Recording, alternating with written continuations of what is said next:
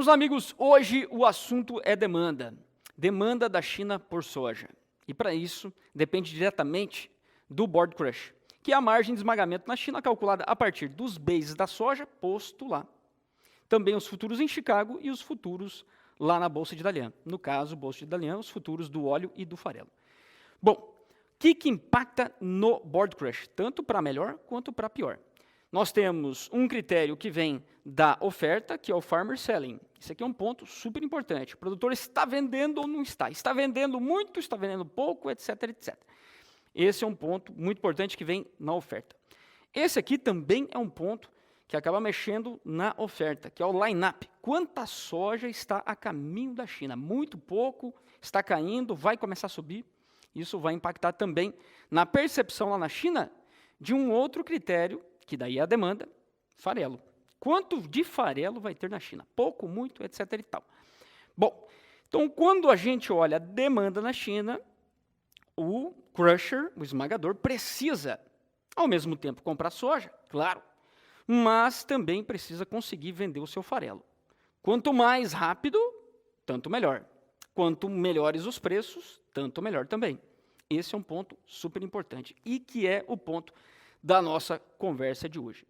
Bom, até então, as vendas de farelo na China estavam super lentas, o que impedia a China de comprar, ser mais agressiva nas compras de soja, seja dos Estados Unidos, seja do Brasil, agora para a janela setembro, outubro, novembro.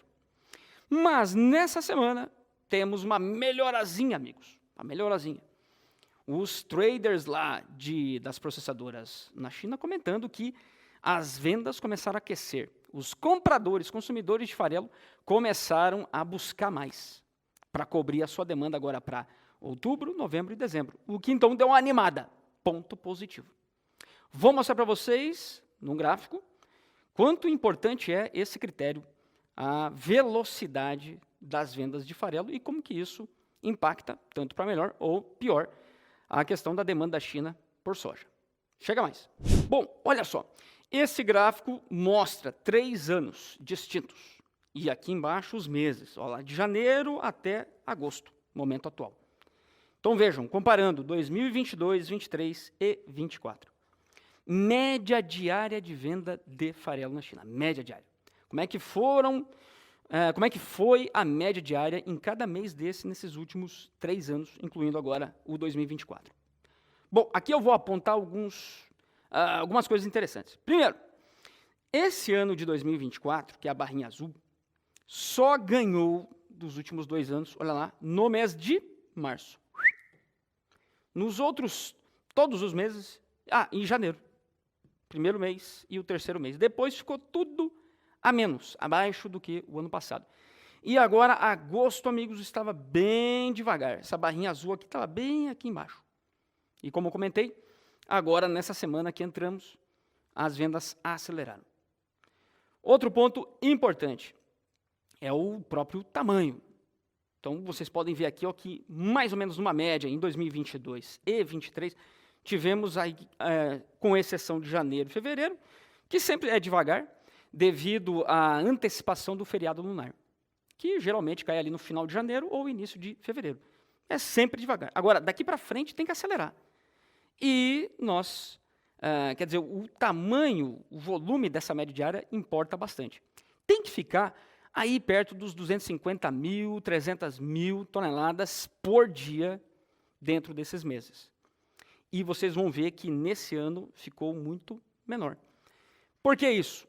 Aí nós vamos à demanda. Consumidor final de farelo. O maior consumidor final de farelo na China, quem é? É o suinocultor.